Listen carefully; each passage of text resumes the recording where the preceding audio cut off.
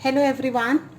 So today I am here with a new video in which I am going to cover a very interesting and very important topic, transformer. 12th class के EMI के chapter में जब हमने mutual induction पढ़ा है तो mutual induction में हमने प्रिंसिपल को यूज़ करके म्यूचुअल इंडक्शन के प्रिंसिपल को यूज़ करके हमने ट्रांसफॉर्मर डिवाइस की स्टडी करनी है। तो इलेक्ट्रोमैग्नेटिक इंडक्शन आप मेरे जो लास्ट वीडियोस हैं उनको गो थ्रू करिए, तो आपको मैंने म्यूचुअल इंडक्शन और म्यूचुअल इंडक्टेंस उसके बारे में सब कुछ बता रखा है। आज हम उसी प्रिंसिपल पर बेस्ड ट्रांसफॉर्मर पढ़ेंगे। आई होप आपने ट्रांसफॉर्मर वर्ड सुनते ही दिमाग में आया होगा कि जो घर के आसपास खंबे और उसके आसपास जो बड़े बड़े ट्रांसफॉर्मर लगे रहते हैं वो हमने देखे हुए हैं। बहुत सारे टर्निंग पे तो हम लैंडमार्क बता देते हैं कि एक बड़ा सा ट्रांसफॉर्मर है, वहाँ से मुड़ जाना, करेक्ट। बट एक्चुअली ट्रांसफॉर्मर क्या होता है? So it is very interesting also to learn कि जो चीज़ हम देखते हैं वो हमारे फिजिक्स से ही उसका हमको पता चलता है। So that makes your physics lively and life experiencing topic. ठीक है, तो आप थोड़ा सोचिए कि आप जब घरों के आसपास ट्रांसफार्मर देखते हैं तो आपको जो घर में आप यूज़ करते हैं, जैसे आप TV, fridge, AC, washing machine, बहुत सारे अप्लायंसेस में आप ऑल्टरनेटिंग करंट का यूज़ करते हैं और आप देखते हैं कि आपको वोल्टेज तो एक नॉमिनल चाहिए लेकिन मैग्नीट्यूड ऑफ करंट जो है वो ज़्यादा चाहिए। Means you want the low alternating voltage but the current should be high. लेकिन यही चीज़ अगर मैं कहूँ कि हमारे पास बिग फैक्ट्रीज़ हैं या बहुत बड़े जो हैं वो आपके लाइक प्लांट्स हैं जहाँ आपको ऐसी ज़रूरत पड़ती है कि voltage should be very high. आपने ये भी देखा होगा, जैसे भिलाई स्टील प्लांट है, बोकारो का प्लांट है, इलेक्ट्रिसिटी प्लांट है, ऐसे बहुत सारे इलेक्ट्रिसिटी के जो बड़े ट्रांसफार्मर होते हैं उसमें वोल्टेज बहुत ज़्यादा होता है but the current is low. क्योंकि जो घरों के आसपास ट्रांसफार्मर लगते हैं ना, वो ट्रांसफार्मर हम बिग फैक्ट्रीज या प्लांट्स में नहीं लगा सकते हैं। इसका मतलब इन शॉर्ट मुझे एक सेंटेंस समझ में आ रहा है। क्या सेंटेंस समझ में आ रहा है? कि I am having high voltage. तो जब मेरे पास वोल्टेज हाई है, ओके, तो अगर वोल्टेज हाई है तो करंट मुझे लो रखना है ना। और अगर मेरे पास वोल्टेज लो है तो करंट मुझे हाई चाहिए। यही मतलब हुआ ना। और अब आप बताइए, घरों के आसपास जो आपके ट्रांसफार्मर लगते होंगे वो कैसे लगते होंगे? We want high current at low voltage.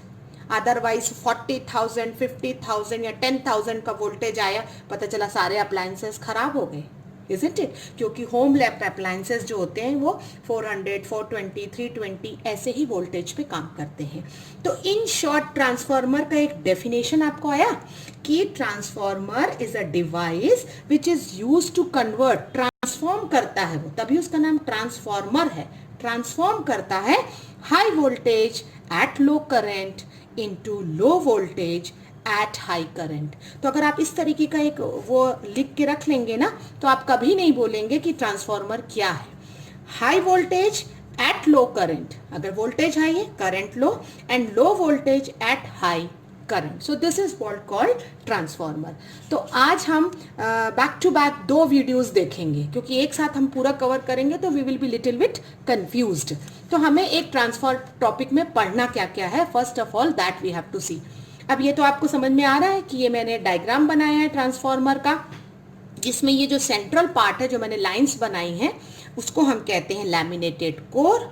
इसका जो इनपुट कॉइल है जो हमने कोर के एक तरफ लपेट के रखा हुआ है, कॉपर वाइंडिंग्स है हमारी, उसे हम प्राइमरी कॉइल कहते हैं। ठीक है, और इसमें जो करंट होता है वो आईपी होगा। जो हमारा दूसरे तरफ जहां हम आउटपुट लेंगे, वो वाइंडिंग्स हमने दूसरे तरफ जो कर रखी है वहां हम आउटपुट मेजर करते हैं, वहां करंट आईएस होगा और वो हमारा सेकेंडरी होगा, करेक्ट। तो ये तो आपको डायग्राम छोटा सा है, क्लियर होगा। अब आपको इसमें पढ़ना क्या क्या है, तो these are the topic which I am going to cover in my 2 videos. पहला तो मैं आपको बताऊंगी कि ट्रांसफार्मर क्या है, उसका प्रिंसिपल क्या है, किस पर बेस्ड है, कंस्ट्रक्शन में क्या क्या होता है, how many types are there, theory, energy losses and laminated core. तो जो आज का मेरा वीडियो है उसमें मैं आपको टाइप्स तक क्लियर करूंगी। आप जो नेक्स्ट वीडियो देखेंगे उसमें आप theory, energy losses and laminated core मिलेगा। These all are very very important. और किसी किसी स्कूल्स में 12th पर हम ट्रांसफॉर्मर पर प्रोजेक्ट भी बनाने बच्चों को कह देते हैं, तो it's really helpful to you. Start करते हैं, व्हाट इज ट्रांसफॉर्मर। तो अभी मैंने आपको बिगिनिंग में बताया कि it is transforming the things. क्या ट्रांसफॉर्म कर रहा है?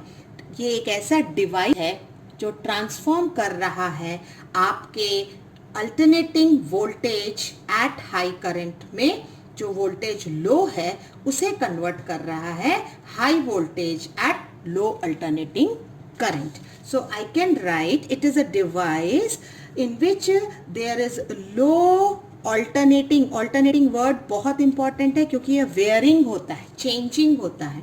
low alternating voltage it is going to convert which is at high current, है ना, low alternating voltage at high current into your high alternating voltage at low current. I hope एकदम clear हो गया होगा कि this is transformation which is vice versa. Vice versa का मतलब उल्टा होता है ना, अगर लो वोल्टेज जो है वो कन्वर्ट हो रहा है हाई में, तो हाई भी लो पे कन्वर्ट हो सकता है। This is what called transformer. फिर हमने कहा इसका प्रिंसिपल क्या है। Wow, this is very very important, जो हम ऑलरेडी कर चुके हैं।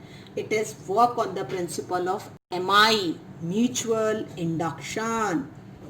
लास्ट के वीडियोस देखिए बेटा, अगर आप लोगों को MI क्लियर नहीं है तो।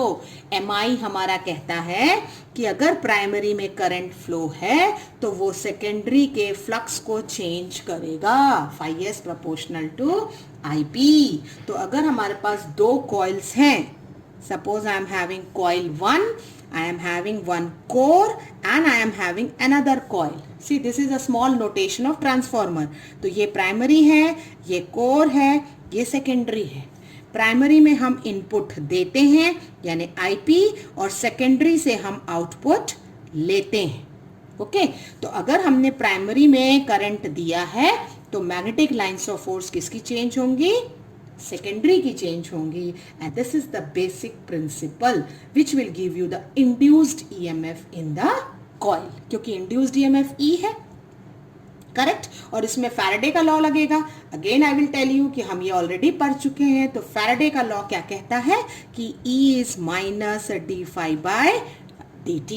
आपने देखा होगा मैंने डायग्राम में IP ऐसा बनाया था और IS ऐसा बनाया था, क्योंकि जो प्राइमरी करंट का डायरेक्शन है उसके अपोजिट इंड्यूस्ड करंट का आएगा, which is given by this minus sign. So this is our basic principle. फिर आपको मैंने कहा कि आपको नेक्स्ट टॉपिक पढ़ना पड़ेगा कंस्ट्रक्शन। तो कंस्ट्रक्शन में बहुत ही सिंपल है। क्या क्या है? पहला जो है वो प्राइमरी है, एक प्राइमरी कॉइल लेना पड़ेगा, और वो सॉफ्ट आयरन कोर, मतलब बीच में एक जो कोर है आपका, उसके चारों ओर आप उसको लपेटना है। तो AC इनपुट जो होती है वो प्राइमरी कॉइल में हम देते हैं, और उसका ट्रांसफॉर्म्ड आउटपुट हम सेकेंडरी में लेते हैं। ठीक है, तो क्या क्या चीजें हुई?